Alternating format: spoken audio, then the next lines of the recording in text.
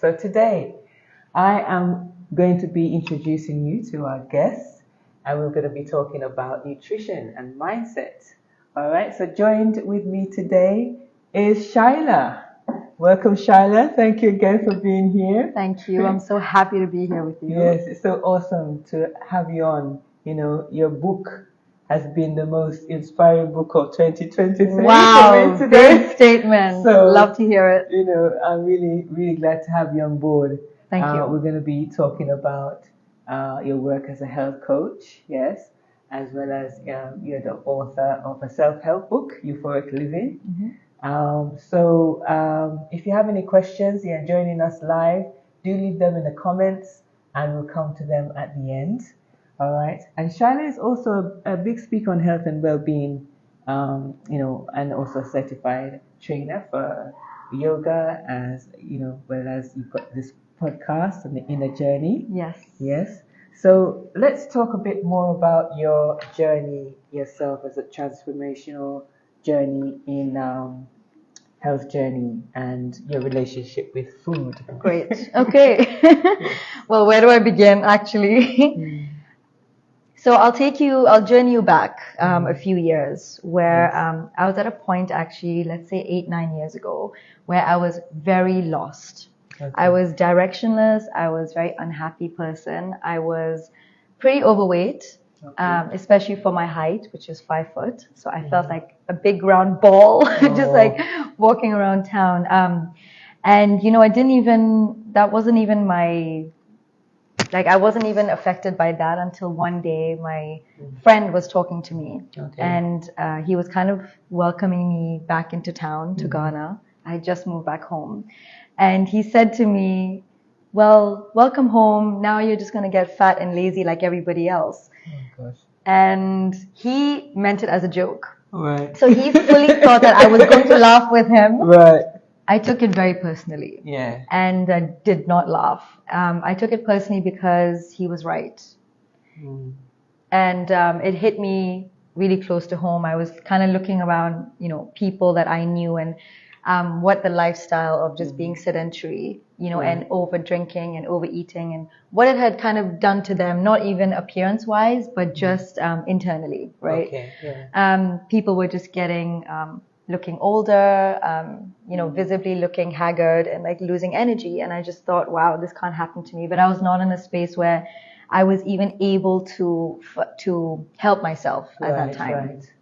So literally, I sat down one day and I don't know what to call this. I don't know if it was a prayer. I don't know if it was a meditation. At that time, I had no idea what it was, but I knew I had to ask for help in some form or way. So I just sat down, I closed my eyes, and I asked for whatever it is that I needed to be handed to me. Okay. Like just handed to me straight, you know, like in my lap. Because I was too broken to go and find it. So I kind of just let that go, you know, had my little prayer sesh. Then later on that evening, I was actually scrolling through a website, Ghana International Expats, or it was on Facebook, something like that. And I swear I never go on this, this thread or whatever, but there I was. And I was scrolling mindlessly as we do, right? Or as I did. And I came across this one post from this lady called Cicely, who used to live here. And she had written, hi, everyone. I've just moved to Ghana, just like me. And I'm, looking for clients to teach private yoga. I scrolled right away and I was like, ew, yoga, like yoga sucks, it's so boring. Like I had the worst mindset around it. And I just was like, this is not for me. Then I thought to myself, hey, was that the sign that I had asked for like earlier today? Because that was the only thing that had come to me that day. And I said, look, let's just take a chance. I went back to the post. I messaged her and I said, please come home. Just come home and let's talk. The next day, 6 a.m, she was at my house. I did yoga. And no, there was not some crazy revelation. No, I did not fall in love with this practice through one session. But what I did fall in love with was the teacher. Okay. And I loved her enough to want to see her every single day. Right. So you did yoga every day? So I did yoga every day with her for 2 years, until she left. And She taught me everything, the physical practice. She was a vegan at the time. And like I said, this was like 8 years ago. So I had no idea like what is, I didn't care. I didn't even care. Right. But she introduced me to all of this like natural living and meditation as well, which of course, you know, is a form of yoga and sort of comes at the end of yoga. We would do our little meditation. And slowly but surely, it started changing me physiologically. My cells became more energized, and I started understanding that, you know, my body is not outside, my body is inside. I don't even know how else to describe it. That is just the kind of thoughts that I was having. And from there began everything. Began the whole journey of health and wellness to this day where I'm like a certified yoga teacher, where I physically lost that weight of about 20 kgs, I would say. Wow. And then it went from a physical journey to a mental journey, then a more emotional journey, and then, you know, a spiritual journey. So we're here talking about transformational journey, joined by Shyla today. Yes. Hi, everyone. Yes, certified health coach, and I'm so glad that you could join us because it's very, essential time of the year where we're always reviewing, or at least we should be reviewing our health journey, nutrition, and how we can make sure we are incorporating, you know, principles that's going to help us become more disciplined, especially this time of year where we're eating for the sake of, oh, everybody else around me is eating, so we're just going to continue eating. And before you know it, you put on a few too many calories, pounds, that excess weight that you might not be able to lose that easily. Yeah. But here we have Shyla testifying that yoga actually helped you to lose the majority, you know, junior, would you say weight loss journey? Were you on a weight loss journey when you started that yoga training and sessions? Yeah, I think that's a great question because I was looking for something to get that weight, that extra unwarranted weight, like you just said, off. But then I realized that it became so much more than that. Like, yes, you know, physically the weight did come off, but it became such a deeper, more beautiful journey. And then you realize, as I mentioned earlier, that it's not really about the appearances on the outside. It's really always, in all ways, about how you feel on the inside. So that's what yoga became for me. Great. That's what, you know, I kept coming back to every day because of the feeling of, not even during the practice, but the feeling afterwards. Okay. Yeah. So then let's go into talking about your relationship with food from that moment of discovering yoga.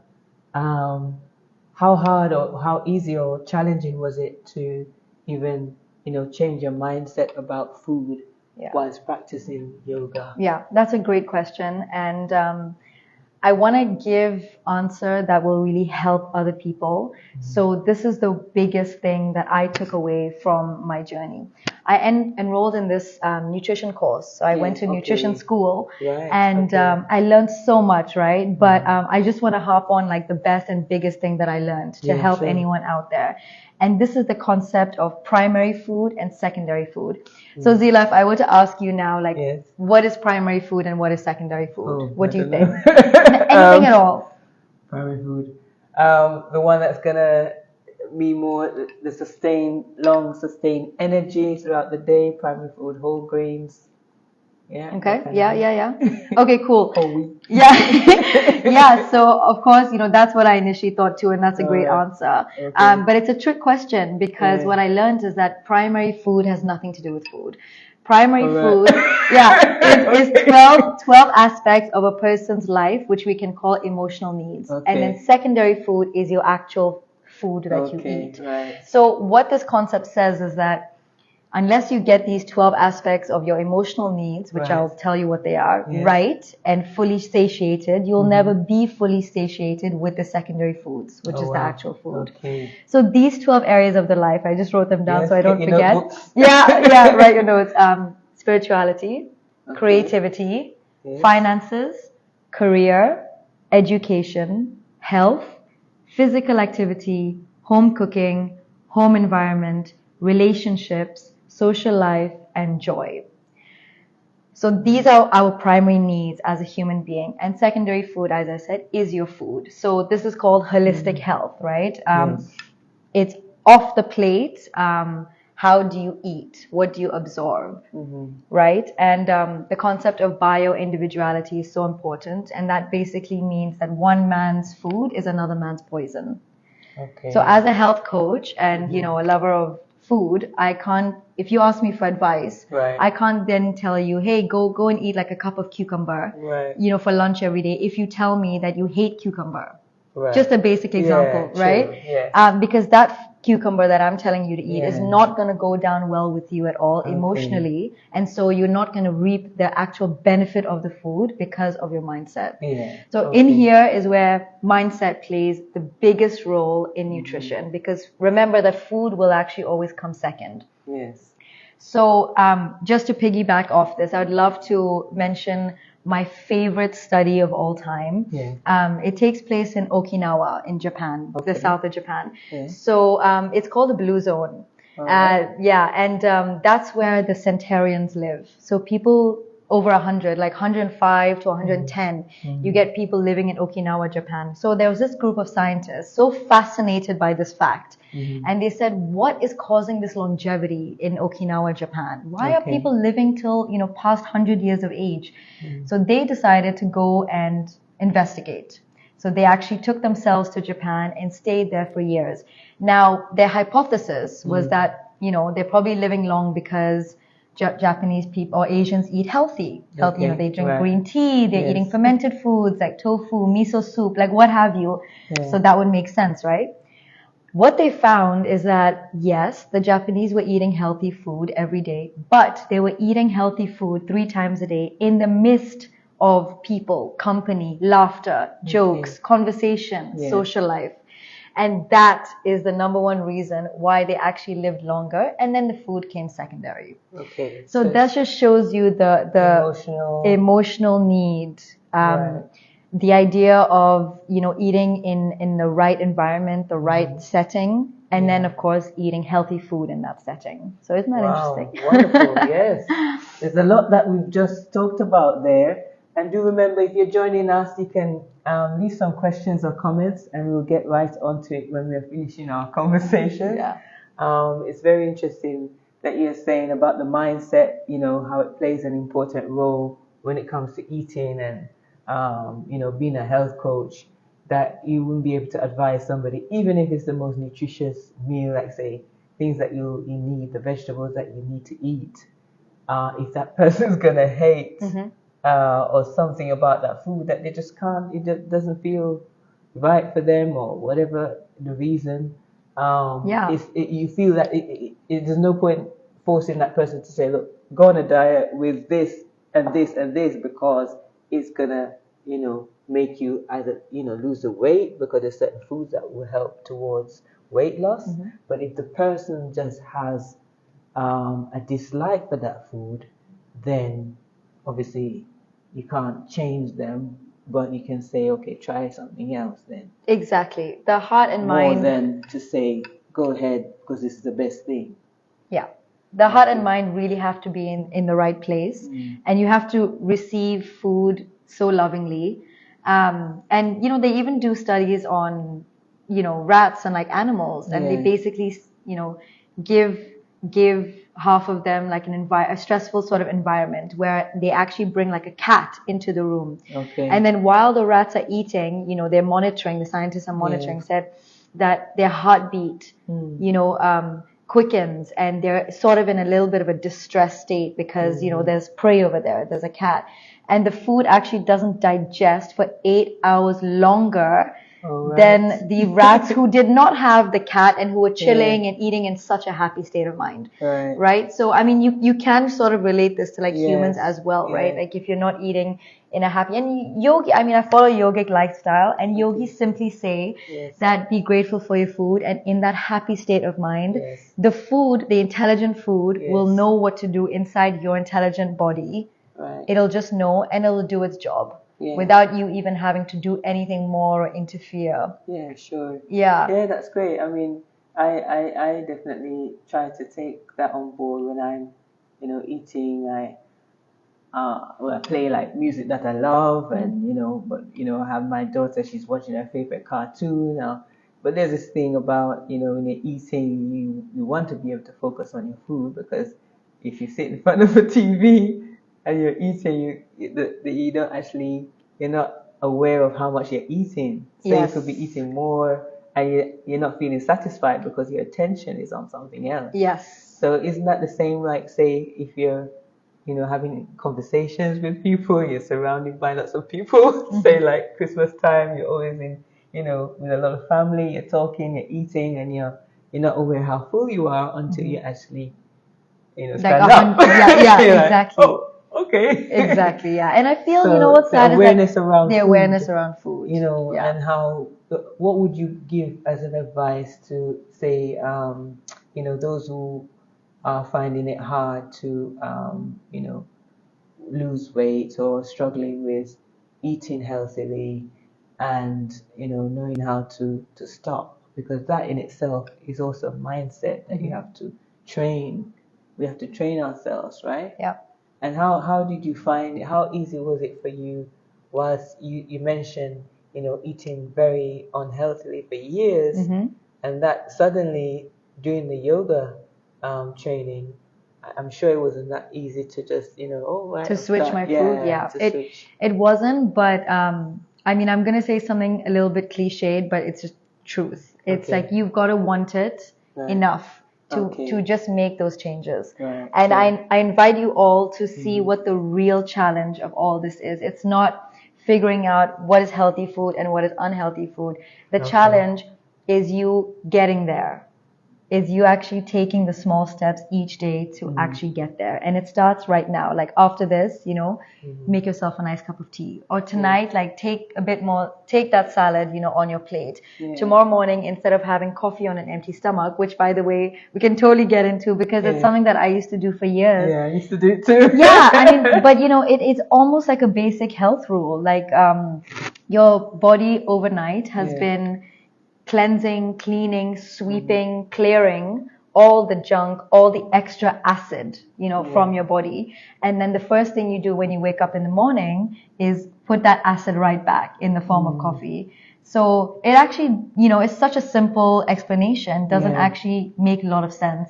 And plus you should want to not need coffee so urgently in the morning. They say wait at least 90 minutes before having your cup of coffee. Right.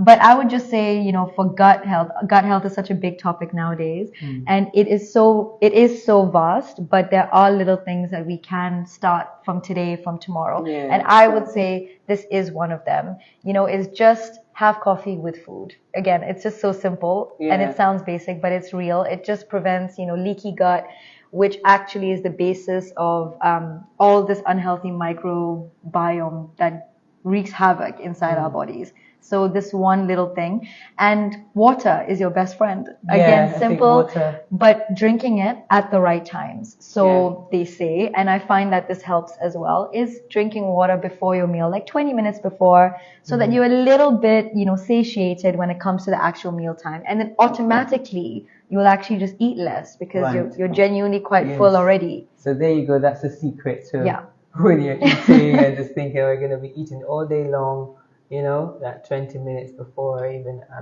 just hydrate. Minutes, have some water. And then enjoy your food, like we said, yes, just do be mindful to not overeat though, because let's just be honest, you don't ever feel good after overeating anyways. You never do, right? So it's about self-love, really thinking about yourself in that moment. Like, just how do you want to feel for the rest of the day? How do you want your energy levels to be? How do you want your mood to come across to people? Because food really affects your mood, right? It really does. Like it can bring you down. It can really lift you up depending on what you're actually eating.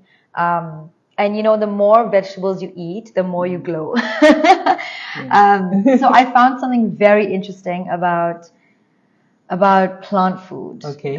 So like in the plant world, photosynthesis only works with the sun, right? Okay. So when the sun is shining on the plant, then it's creating photosynthesis, and then you can sort of eat that food. Now all the plant is pure fiber. Right. It's just pure fiber. So when your body follows the circadian rhythm, which it means that, you know, when the sun goes down, they say don't eat pure fiber, like don't eat raw vegetables. Right. Okay. That's because the sun is no longer there to actually work on those vegetables or pure fiber inside your body. Okay. So by all means eat vegetables obviously at night, but boil it, cook it, steam it. Yeah. Okay. And again, that's just one really great tip to help with bloating. People say when they eat salads or raw foods, especially like at night, I think people think they're doing a service to themselves by just eating a salad at night for weight loss. But actually that isn't digesting as it actually takes a lot longer to digest inside of you, and your body is actually working overtime all night to try and digest all of those pure raw vegetables, that pure fiber. So the raw vegetables are better breakfast or lunch, would you say? Brunch time? Anytime before the sun goes down. All right. Yeah. Okay. Yeah. Beautiful. So then there are fun some food facts. I don't know. I find it so interesting. We're talking nutrition, we're talking mindset, and the two that goes hand in hand, really. So thank you for joining us today. Remember, if you have any questions or comments, you can leave them in the chat, and we'll be happy to answer. It's just such a great thing to go over these, like what we say, there's rules, but there's also different types of people that something is not going to work for, you know. And then again, it goes into maybe body type, because for years, I've always been told that, you know, oh, it's such a good thing to have lemon water, like warm lemon water when you wake up in the morning. You just let your nice 8 hours sleep, and you're going to rehydrate yourself, and you know, you drink your cup of lemon water, and you know, and mostly I've been doing it on an empty stomach. All right, and that kind of, oh yeah, it opens up my appetite, and it also just re-energizes me and alkalines the body, right? Yeah. But then I'm told, oh, my body type isn't so, it is not the type that needs sour. So then all the, you know, lemon and the sour, I've got to moderate, and that on an empty stomach, that practice is like, no, have something first and then have that lemon water. So it's always good to have these, you know, health assessments, check in with, not going by what you see other people online, are doing. and Googling and stuff. You need to maybe find out from the experts what's going to work for you, because it's a personal journey, and it's, you know, it's something that not one rule fits all. Yeah, I think you brought up such a good point about body types. I would actually encourage everybody to find out their body types. In Ayurveda, they say that there are 3 body types. So Kapha, Pitta, and Vata. Everybody is one or 2 of those bodies, where you have a dominant one, and then you may have one other one. But they really say that when you follow all of the foods that you should be having for your body type, then you really change, you know, physiologically on the inside. And I believe that it has really worked. There are simple tests that you can do, I think online, but there are places and doctors that you can also just go to just to do that test and to find out, and then they can really advise you on what kind of foods to eat morning, afternoon, and night. And that's so good, isn't it? It's like then it takes away all that that unknowingness and like all that pressure of like, what do I eat? Is this healthy for me? Is it not? You know, and it just tells you like, this is it. Like, follow this, you know. I personally think that's really helpful. Yes, here in Ghana we have the Detox Wellness Center. Lotus. Lotus Detox Wellness Center. Exactly. Kidar Health. They both do these health assessments to find out your body type, and it also, that will also help you decide on what kind of exercises to do. Exactly. And it's really worth getting that done. Definitely. Yeah. And a note on lemon, because you had mentioned that. I recently learned, you know, I find a lot of people are scared of like microwaves nowadays, you know, which I also understand. I mean, so, but you know, don't be too scared of the microwave, because they say, yes, when you reheat food in there, yes, it does. The main thing is that it dehydrates the food. Yeah, that's right. So a little simple trick just to rehydrate the food again is simply to squeeze lemon on your food. Okay. That's it. That's Well, yeah, it. I'm So not a fan of yeah, so microwave I food learned a lot either. of things of YouTube, and there's yeah. this one whole segment that's like, don't be afraid of your microwave, and it says that to rehydrate your food again, Yes. just add some lemon, and not only does it hydrate the food, Yes. but it's adding a lot of extra goodness to it, Yeah, sure. Yes, lemon. I mean, it's yeah. hard to give up, as I said, some things Yeah. and practices that you're so used to for years. So, Yeah. as Shyla mentioned, one day at a time, try something, one day and then the next day. So not trying all these things and then you just say, oh, after a few days you'll be like, crash. oh, just going back. Yeah. Really, it's really about those baby steps. Mm-hmm. And I think that definitely is a thing that's going to help to strengthen the mind and change your mindset so that you can, get used to it becoming a habit and these habits. So, exactly. And I think it's a good time to mention about the new year coming up. So for the past maybe 5 years, I've actually written down my New Year's resolutions. Okay. And I was going through them yesterday because writing down for 2024. Yeah. And I realized that a lot of them are, health related. Yeah. And back in 2019, I wrote, okay, now I'm more specific with my resolutions, but I had written back then, eat less meat. Okay. And I didn't really know what that meant for me, sure.